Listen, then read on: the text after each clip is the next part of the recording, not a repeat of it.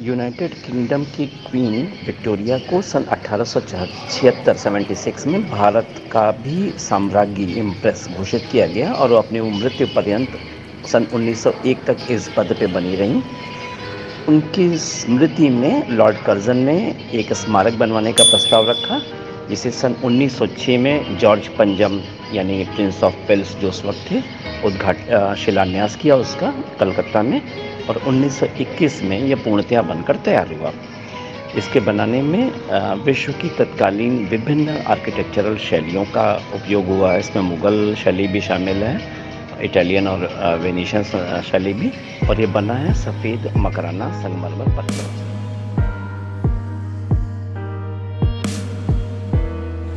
Victoria memorial के ticket की लंबी लाइन देखें, समय रहते टिकट मिल भी पाता है कि नहीं। मिल गया तो देखते हैं। समहाउ प्रवेश मिल गया, टिकट मिल गया समय से।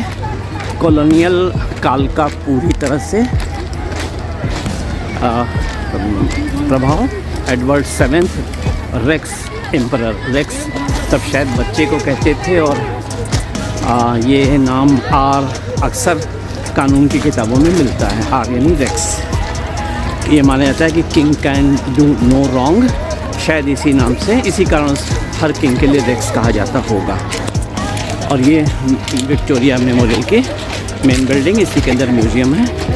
शीघ्रता से पहुंचने की कोशिश करते हैं। पहले ये विक्टोरिया मेमोरियल के बाहर गार्डन, इसमें प्रतिदिन शाम 6 बजे तक साल भर घूमने की अनुमति रहती है प्रातः से, उसका भी टिकट लगता है।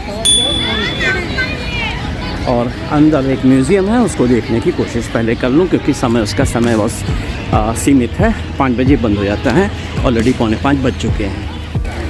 मेमोरियल को देख के वाशिंगटन के लिंकन मेमोरियल की बहुत याद आ रही है। पता नहीं किससे प्रेरणा ली होगी।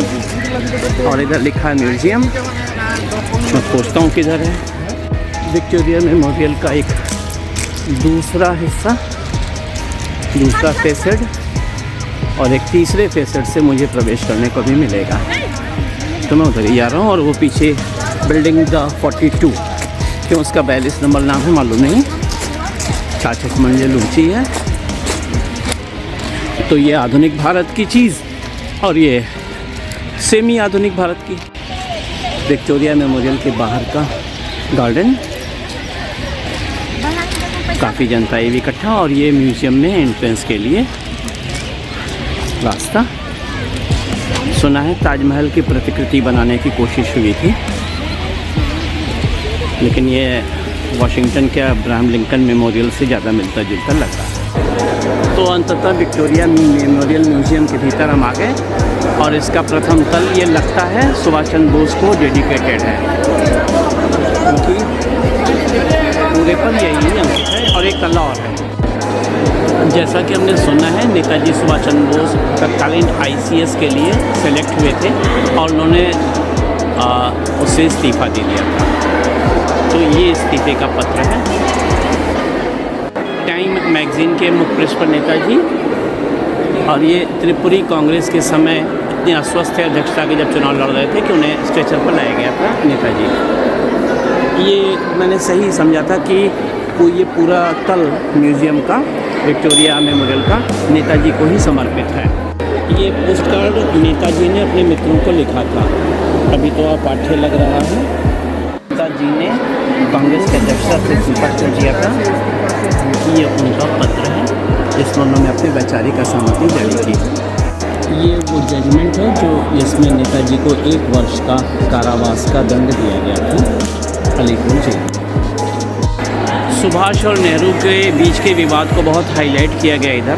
तो कुछ ऐतिहासिक तथ्य ये हैं। आज़ाद हिंद फौज के मुकदमे कहाँ चले थे, INA के डिफेंस समिति क्या थी, उसमें स्पष्ट लिखा है कि जवाहरलाल नेहरू जी भी शामिल थे।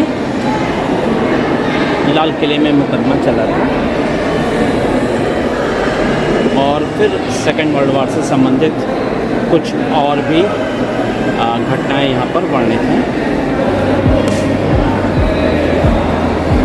ये सेकेंड वर्ल्ड वॉर की आखिरी बात लिखी थी। कुछ और सूचनाएं सुभाष बाबू के बारे में यहाँ सुभाष चंद्र बोस जी का आखिरी आदेश 25 अप्रैल 1945। ये विक्टोरिया मेमोरियल का गुंबद के ठीक नीचे हम फर्स्ट फ्लोर से देख लिया। ये आईने लगाए गए लोगों को सेल्फी के लिए। देखिए इधर क्या है, इधर कुछ एंकर टाइप चीज़ कुछ लग रही है।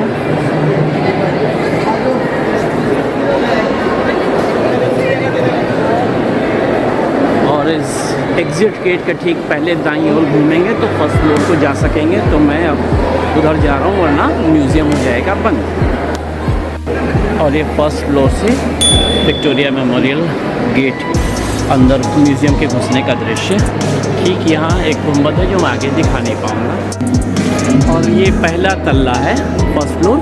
ये कि इंडियन वॉर ऑफ इंडिपेंडेंस 1857 और उसके आसपास के दृश्यों को समर्पित है। हिंदुस्तान सोशलिस्ट रिपब्लिकन एसोसिएशन और ये विप्लवी भारत संगठन के लिए यानी गरम दल को समर्पित है ये।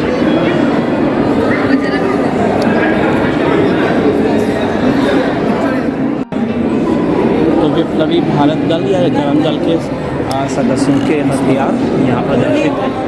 1912 में जब भारत की राजधानी कलकत्ता से दिल्ली स्थानांतरित की गई तो उस वक्त लॉर्ड हार्डिंग्स के काफिले पर रासबिहारी बोस के नेतृत्व में हमला किया गया, परंतु फिर भी वायसराय बच निकले।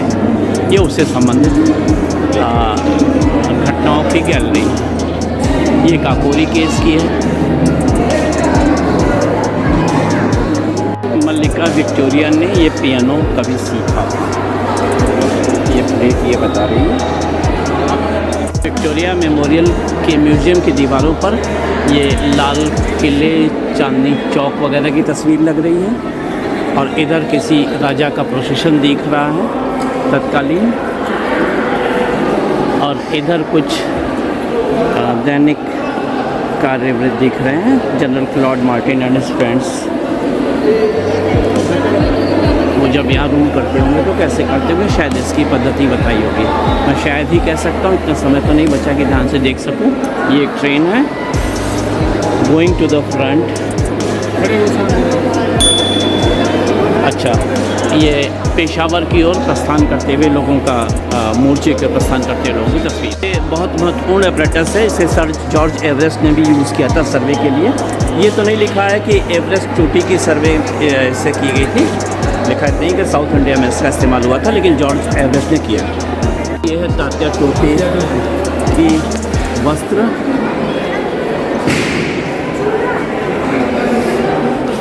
पैंसठ 68 के दरमियान की इनफील्ड गन कुछ ऐसी होती थी। ये गैलरी भारतीय स्वतंत्रता संग्राम के यूरोपीय कनेक्शन की है।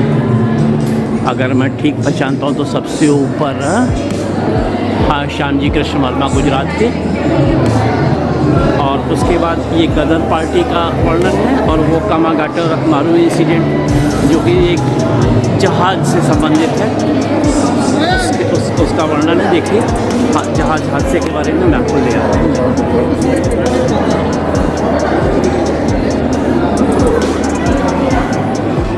और ये है माउज़र और ये उसका केस। बालासोर उड़ीसा में कोई कांड हुआ होगा, उससे संबंधित है माउज़र और इसका ये केस है।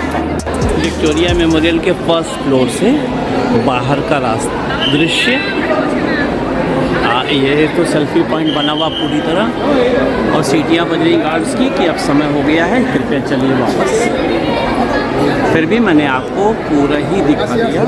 थोड़ा तेज़ हेस्टली देखना पड़ा और दौड़ भाग तो हो गई, लेकिन ये कार्य संपन्न हो गया। कुछ छूटा कुछ भी नहीं है। विक्टोरिया म्यूज़ियम के एक अंतिम कक्ष में कलकत्ता का एरियल व्यू लेते हुए एक चलचित्र चलाया जाता है। इसको 3D प्रोजेक्शन कहते हैं। इसका एक झलक आप भी देखिए। ये 3D मूवी चल रही है, आपको तो 2D में दिख पाएगी। मैंने बहुत जगह देखी 3D, लेकिन इसकी क्वालिटी नो डाउट बहुत अच्छी, बहुत रियलिस्टिक है और ऐसा लगता है कि 3D 4D 5D Victoria memorial के म्यूज़ियम से विदा लेते हुए एक बार और मैं उसके सेंट्रल डोम और सेंट्रल हॉल की तस्वीर आपको दिखाई देता हूँ। बस यहाँ से तो निकल चलते हैं, बाहर से देखते हैं कि अब ये रात की रोशनी में कैसा लगता है। एक सेकंड रुक जाइए, बस पढ़ तो ले क्या लिखा हुआ है।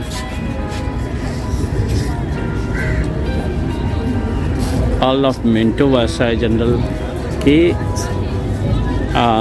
स्मरण में शायद ये प्लेट लगाई गई। एकदम पता नहीं चल पा रहा है यहाँ के ऊपर की मूर्ति आखिर लगी किसकी है। एक भी और प्लेट नहीं है जिससे मैं आपको कुछ बता सकूं, फिर भी है तो किसी अंग्रेज़ की भी तय कर सकता हूँ। संभवतः वायसराय मिंटो महोदय की ही तस्वीर हो, लेकिन ये तो कुछ शहंशाह के स्टाइल में बैठे हुए हैं जो समझ में नहीं आ रहा मेरे। इस मूर्ति के नीचे ऐसी कोई प्लेट लगी नहीं है या जाना चूँकि मना, तो हम देख भी नहीं सकते कि आखिर ये किसकी मूर्ति है। संभवतः वायसराय मिंटो की है जो 1905 से 1910 तक यहाँ पे पदस्थापित रहे। कलकत्ता बहुत समृद्ध नगर है, साहित्यिक दृष्टि से भी, सांस्कृतिक दृष्टि से भी, ऐतिहासिक दृष्टि से भी, यहाँ तक कि विज्ञान और टेक्नोलॉजी की सूचनाओं के बारे में भी। तो ये सब एक विज़िट में देख समेट पाना आसान तो नहीं है, फिर भी चूँकि मैं विज्ञान का विद्यार्थी रहा हूँ और मुझे इसमें बड़ी रुचि है कि देखें उसे रुचिकर ढंग से कैसे पेश किया जाता है। तो सबसे पहले कल मैं जाऊँगा Birla science and technological museum, और उसके साथ एक कोल माइंस का भी म्यूज़ियम है, निश्चित रूप से रुचिकर होगा, उसे देखेंगे। और उसके बाद नंबर आएगा एशियाटिक सोसाइटी का, इंडियन म्यूज़ियम का। गंगा सागर जाने के पहले ये सब हम देख लेंगे।